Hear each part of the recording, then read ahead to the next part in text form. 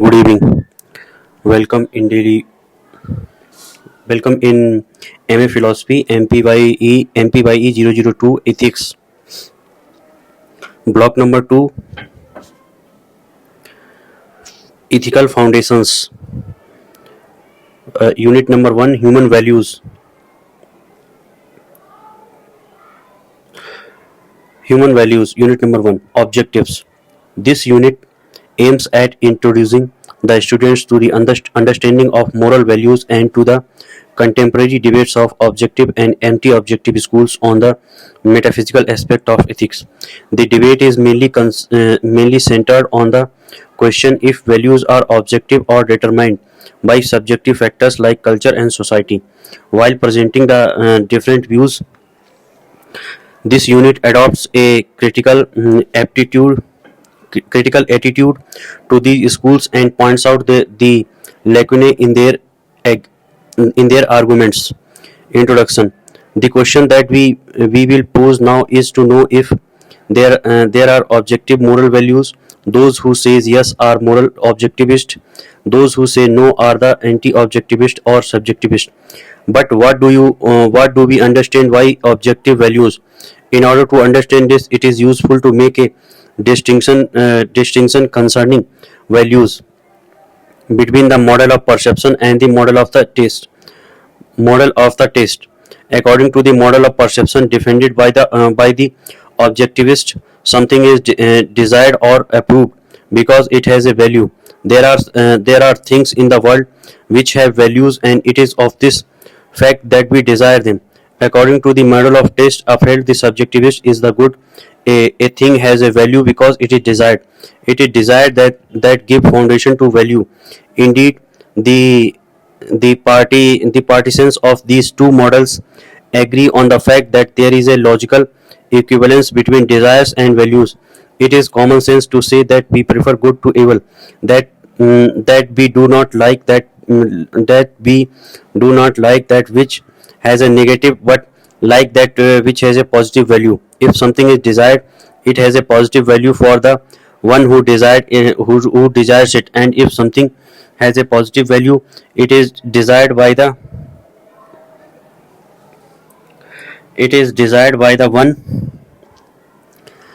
one who apprehends it. It would then be conceptually inconsistent to say that one desires something that has a negative value.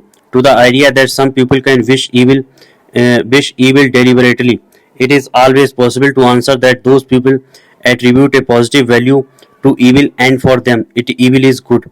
If one admits that equivalence between desire and value, then the task is to know which of the two is most fundamental. For the partisans of the model of perception, value is more fundamental than desire, while for the partisans of the model taste, desire is more fundamental than value.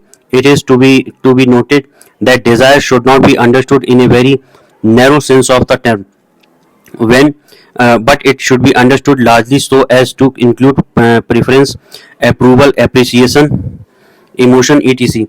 The idea is that we have a pro attitude in relation to something if and only if we attribute a positive value to it. Let us then try to define objective values. A value is objective if it is more fundamental than the pro attitudes in relation to it. If it exists independently of our desires, preferences, emotions, etc., a moral objectivist adopts the model of perception. In this sense, a moral objectivist is the moral realist. One is objectivist or realist about a thing if she accepts that a thing exists independently of our mind, the way in which we represent it or desire it. This thesis has to be distinguished from a more extensive thesis called cognitivism, which upholds that the evaluative statements have value of truth. This is more extensive, for it includes certain versions of relativism upholding that all evaluative statements are either true or false. Mackey objectivism implies cognitivism, but not the other way. We will thus hold we will thus hold here moral objectivism and moral realism as synonymous. It is useful to adopt a narrow definition of objectivism. A value is objective not because it is independent of all attitude in relation to it, but only of pro attitudes. Thus, a value that would depend on our beliefs but not on our desires could be considered as objective in a limited sense of the term. On the contrary, the anti-objectivists support a model of the taste. Values does not exist independently or our attitudes of desires, preferences, approvals, etc. Had we no desires, there would be no values. If we consider the distinction between the noun value and the verb to value, we can say that the objectivists think that the noun comes first. If it comes first, it is because x has a value that we value it, whereas the subjectivists think that the verb comes first. It is because we value x that it has a value. Anti-objectivist approach to ethics Anti-objectivist approach to ethics denies that there are objective values or norms. We tend to think that infanticide is bad, placing it on equal parlance with snow is white. This is precisely what the anti-objectivists reject, not that they hold infanticide as good. For them, infanticide in itself is neither good, it is not independent of our pro attitudes. Anti-objectivism adopt a position which may be called a relativism in a large sense of term. Relativism is a thesis which holds that values depend on individual or collective attitude towards them. We have already seen that values are often classified into three types: epist- epistemic values, true, false; aesthetic values, beautiful, ugly; and ethical values, good, bad. There are also three corresponding types of relativism. Epistemic relativism holds that the claim of truth value of statements depend on individuals or groups. Aesthetic relativism holds that what is beautiful or ugly depends on people or culture. Moral relativism, which is of interest to us here, supports that what is good or badly depends on individuals or cultural groups. Simple subjectivism. Simple subjectivism claims that all moral statements are true. Truth is what I approve of. It is a relativist position, which means what I hold is true for me and what you hold is true for you. It differs from person to person, so it is called model of taste. They accept both the ontological version and semantic version. Ontological version means that no objective value can exist independent of the subject. This version is also known as metaphysical version. For as when I say smoking is bad, it depends on me subject. Semantic version means that we give meaning to every truth claim. Each statement made by each person is true according to each one. According to them, no statement is false because truth is relative. This is called infallibility. Therefore, all moral statements are true. Subjectivism goes against contextual sensibility. For instance, let us imagine Ram and Sarma are walking the riverside.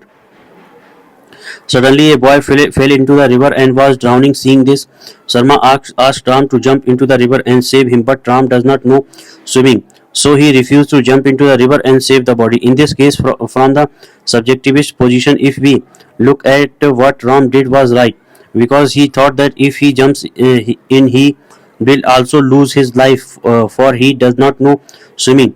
But at the same time, he is ignoring the objective value value that life is precious. Subjectivists claim that all moral statements made by all are true. Subjectivists claim that all moral statements made by all are true, so they respect the difference of opinion among the statements, that in turn becomes an objective value. There is a possibility of contradiction in this school of thought, for each one claims that what he holds on to two is true according to him. There is no line of demarcation in simple subjectivism, but in general, what you like may or may not be good. For example, you may like something. You may like smoking, but smoking is bad to health.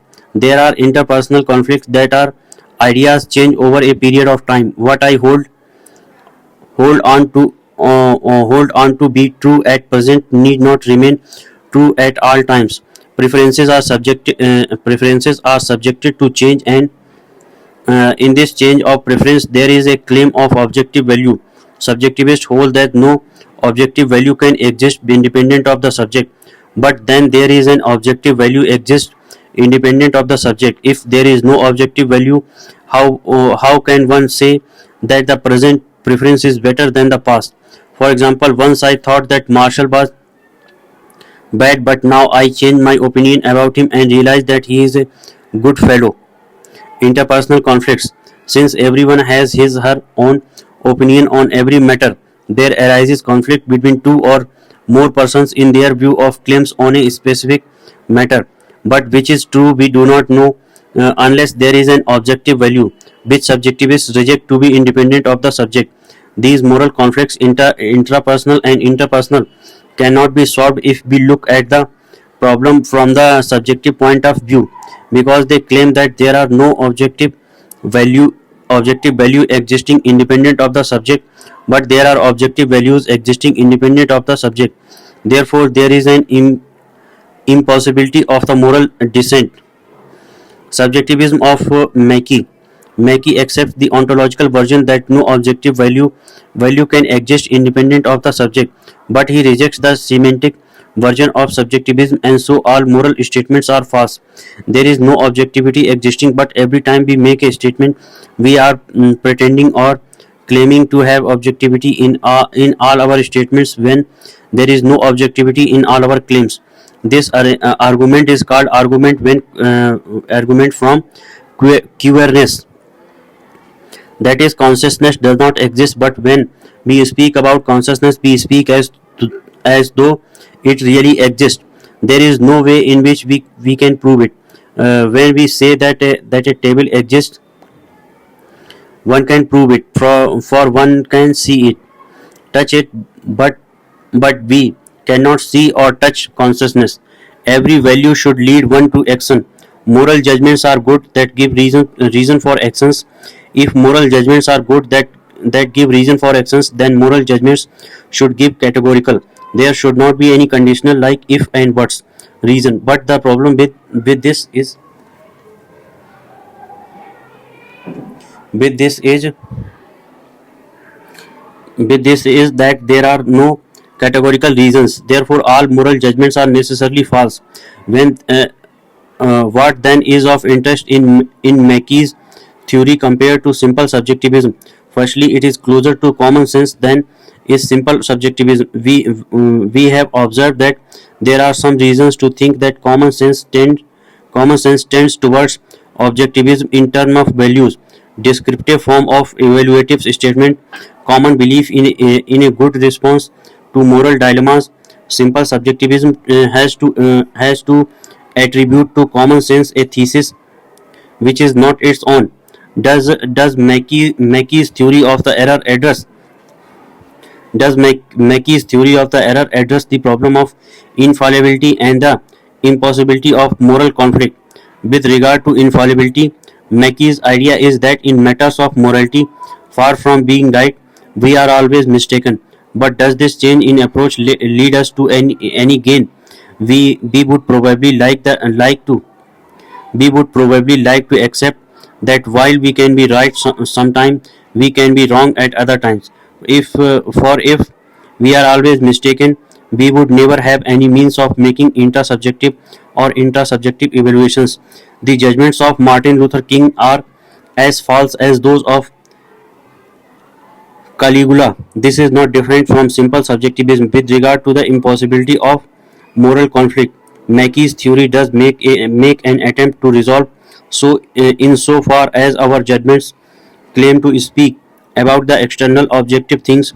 Two judgments are made on the same thing can be contradictory. In the case of simple subjectivism, We do not even claim to speak about the same thing. Therefore, dissension is impossible.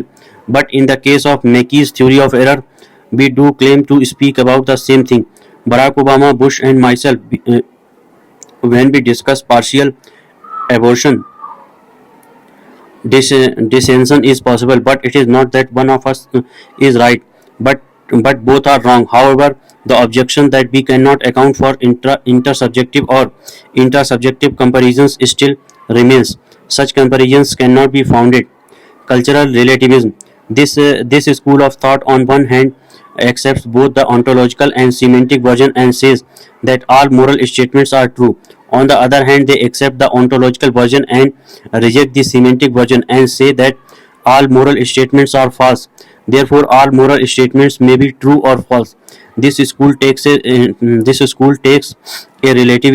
position in which each group claims that we hold is true according to them. Since they claim the subjectivist position, they also have the same advantage of the subjectivism, that is, respect for difference in cultural context. Since there are diversities of culture, there is respect for difference that brings out the notion of tolerance, but indirectly they are holding on to objectivity. There are diversities of moral norms and practices according to different cultures, which are fundamental and derived. If so, there are no objective values, therefore cultural relativism is true. These diversities and differences are out of superficial beliefs, but everywhere in almost all the cultures, the same objective value exists. The same objective value can be executed in different ways in different cultures. For example, in one of the African countries, fathers of the families are killed when they are in their 50s or 60s. They believe that if their father dies early with good health, and when they are reborn, they will be healthy.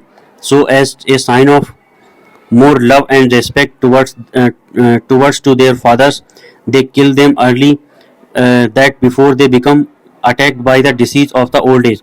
But for the people of the other cultures, when they look at this kind of above mentioned practice, they will see it as an act of as asininity, foolishness. In all the cultures, we have great respect for our parents, but we show it to them in different ways. Therefore, whatever people of all the cultures, whatever people of all the cultures do is right according to them, but they act on a particular objective value indirectly. Here, the tolerance as an objective value is held by all the cultures.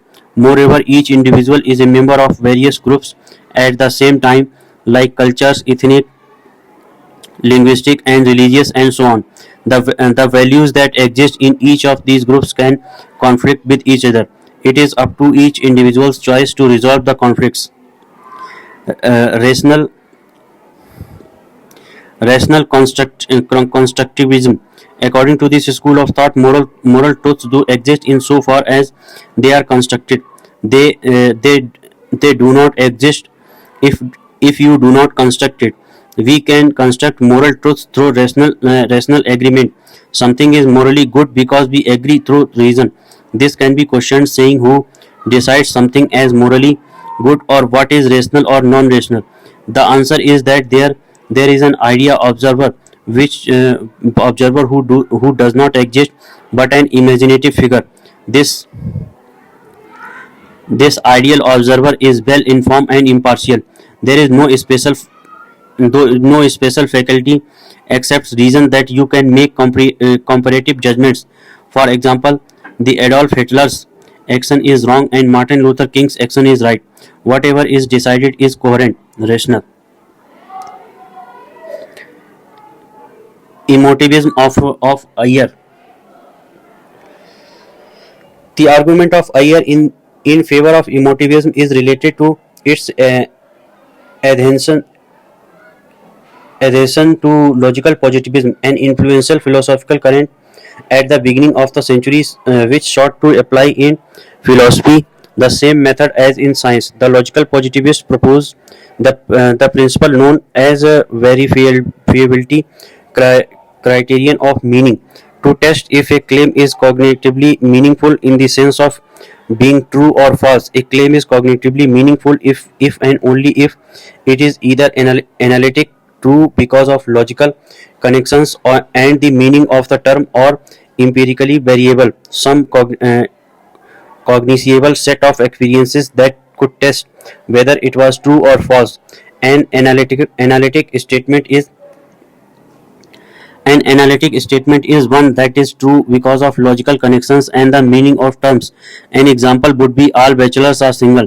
We know that this is true not by doing an empirical investigation but by understanding the terms and logical connections. Since bachelor means single man, the statement means all single men are single. Ayer recognizes that analytic statements do not have to be empirically variable in order to make truth claims.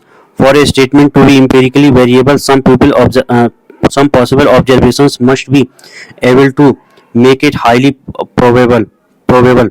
Ayer's famous example was there are mountains on the other side of the moon. Even though during the lifetime of Ayer this statement could not be tested, it still was in principle verifiable since the descriptions of possible observations made the statement possible. Positivists thought that God exists, for example, fails to test since it is neither analytic nor empirically verifiable. So they thought that God exists is neither true nor false. It lacks cognitive meaning and has only emotive meaning. So they called God a pseudo concept. This view was popular once, but it is no longer popular today partly because this view itself is neither analytic nor empirically verifiable, so is meaningless on its own term. Yes, logical positivism implies the moral judgments are more.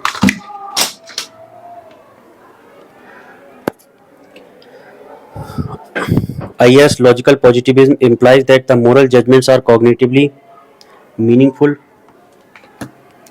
if and only if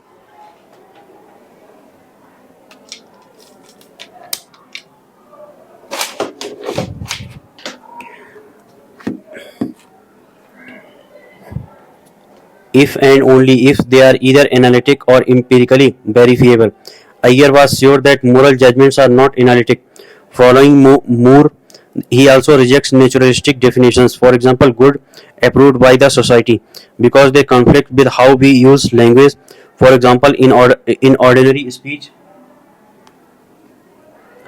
it is not contradictory to say something approved by the society are not good.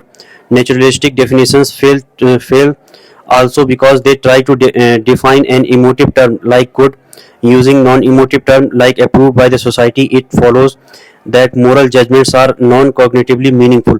They only have emotive meaning. Ethical truths are impossible. Emotivism is a form of non-cognitivism, the view that there are no moral truths. Ayer reasoned this way: truth claims, except for analytic ones, must be empirically verifiable, but moral judgments are not empirically verifiable since good is not definable in empirical terms, and moral judgments are not analytic since they are not true by definition. Since moral statements are neither empirical nor analytic analytical, moral statements are neither true nor false. It follows that that moral judgments are not truth claims, but then they must be emotive. Ayer thus concludes that moral judgments are neither true nor false, but are merely expression of feelings. X is good means something like hurrah for X. What is advantageous of emotivism over simple subjectivism is that if it avoids affirmation that all moral judgments are true. If a person says it is a good thing to kill homosexual and gypsies, subjectivists must show that it is true judgment, since the statement itself only expresses a particular attitude of this person. For Ayer, on the contrary, this statement is not true, but the problem is that it is not false either. Still worse is that we cannot favor the champions of human rights over this person. Comparative moral judgments remain impossible. Comparative moral judgments remain impossible, as in the case of Mackey's theory of error. We are left to wonder if there is any progress at all in Ayer's emotive theory. Another objection to emotivism. Another objection to emotivism consists in calling into question the first premise of its arguments. The positivist premise, according to which a true or false statement is either empirical or analytical. The problem is that this first premise seems to refute itself. This this premise itself, as we have just shown above, is neither analytical nor empirically verifiable. Generally, those who hold that any thesis must be verifiable by experience rally up against the objection that this thesis itself is not verifiable. The majority of the logical positivists reformulated their thesis when they noticed this contradiction. The third objection is that not all moral statements can be translated into emotive expressions. Do what is good do not correspond to do what is hurrah, nor can hurrah for good people be rendered as hurrah for hurrah people. We do not see how emotivism can account we do not see how emotivism can account for the difference between moral statements and moral imperatives. For the fourth difficulty is that we do not seem to be speaking of our emotions when we make moral judgments. In conclusion, we can say that the sophisticated developments of Ayer, while helping us to avoid certain difficulties embedded in simple subjectivism, run into the same basic problems.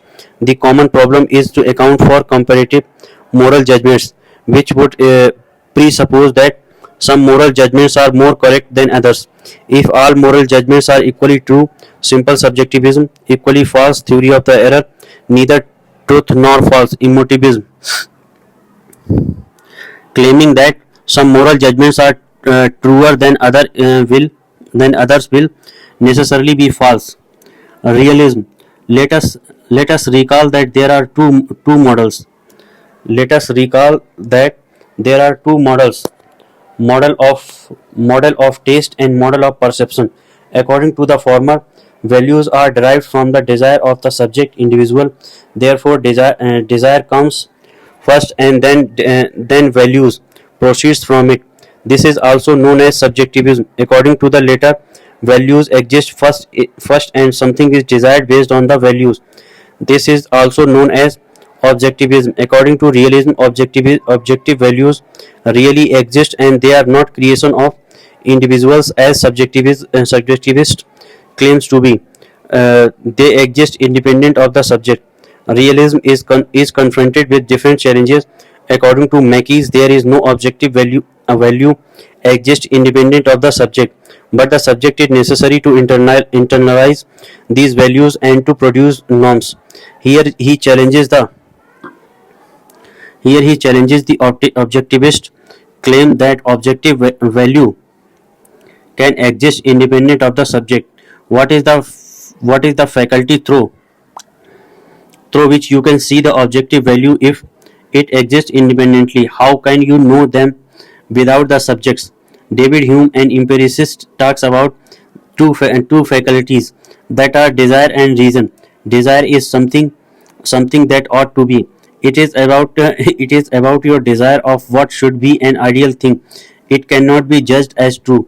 Reason describes what is of the case. Reason can be further divided into beliefs and facts. Beliefs can be said true or false. With what is the faculty of reason involves beliefs and facts. Reason is given priority than desire. This faculty of reason represents the world as it is.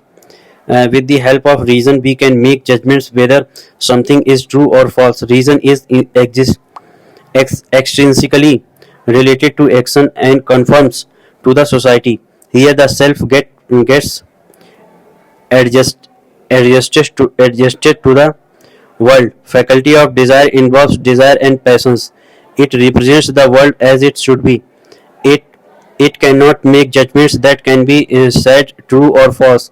It is intrinsically related to the action and conforms to the individual. Here the world gets adjusted to the self. Here David Hume holds that Moral convictions resulting from values are motivating factors that lead us to an action. Moral internalism. Moral beliefs are not the motivating factors for the action. Moral convictions cannot be beliefs, but objectivism claims that convictions belong to beliefs, moral values. Therefore, moral objectivism is false. Logical problem in objectivism is that there is no necessary connection between reason to desire and value to norms. This connection cannot be possible.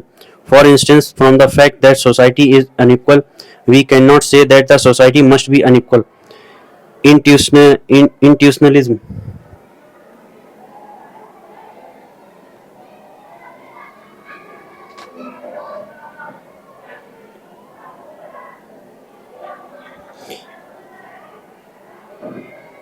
Intuitionalism is like mathematical truth that only a mature intuition, intuitionalism is like mathematical truth that only by a mature mind it can be known. The argument from intuition holds that happiness is a fundamental or intrinsic value that cannot be known except through intuition. It cannot be explained in other values. Intuition is non-natural. Why so? It is because good cannot be reduced to natural properties. For example, subjectivists claim that good is what I approve of, and the constructivists would claim that good is what is agreed upon rationally, and cultural relativists would hold that good is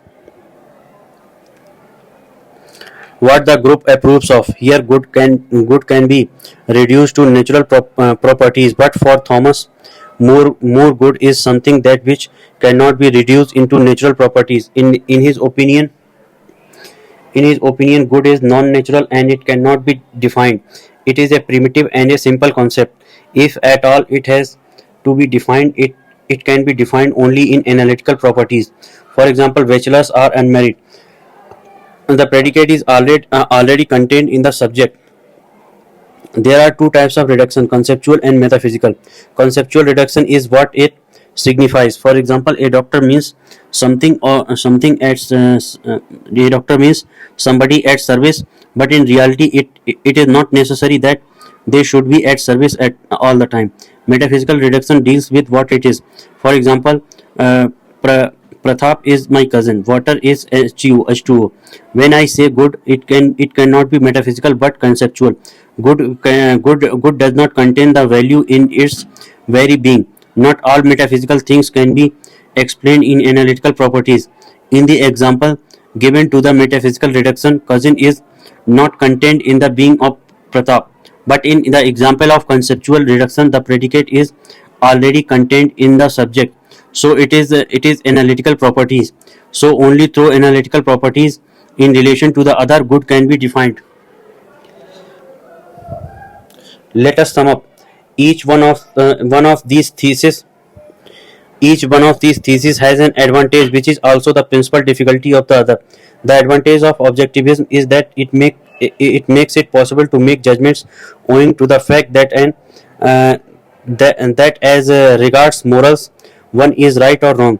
It is a point to which we seem to hold when it comes to morals, and it is in agreement with some of our institutions of common sense.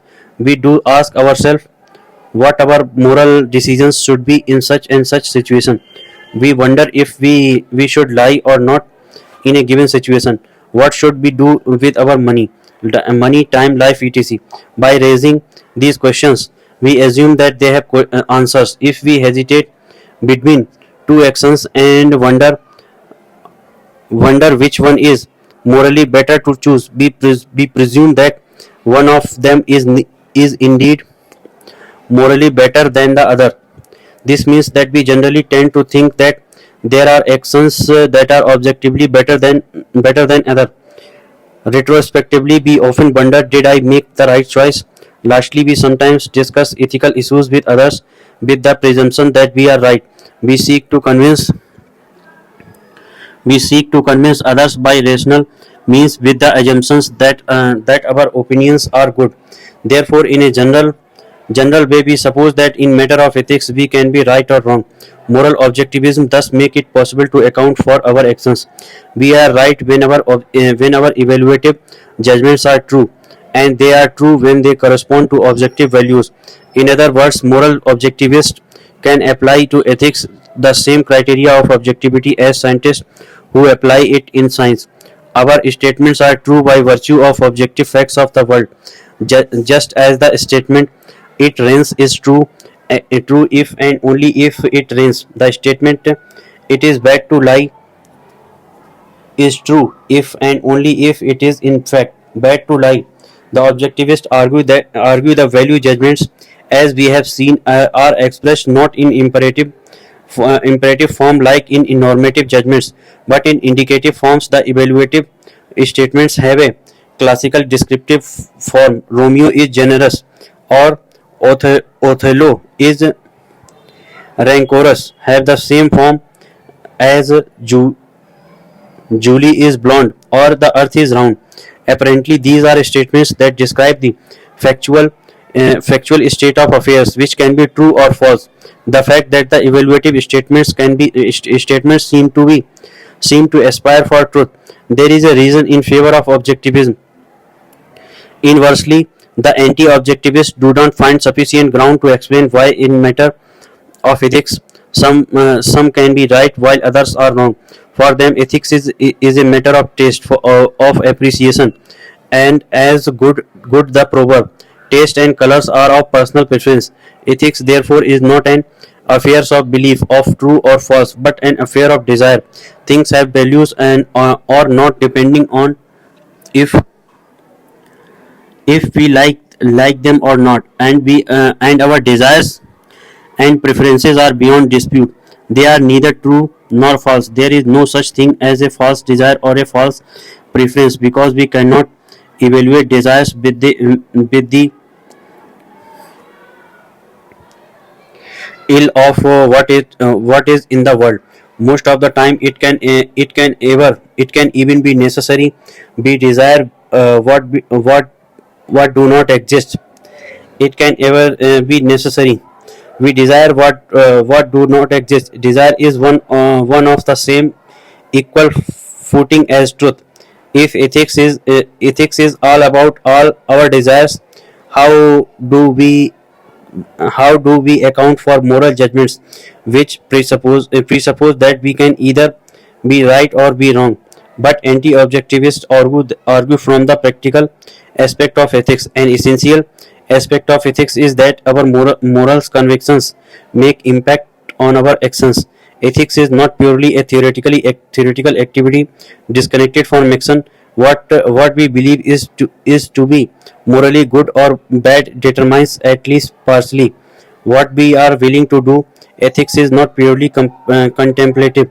If so, we would be satisfied only to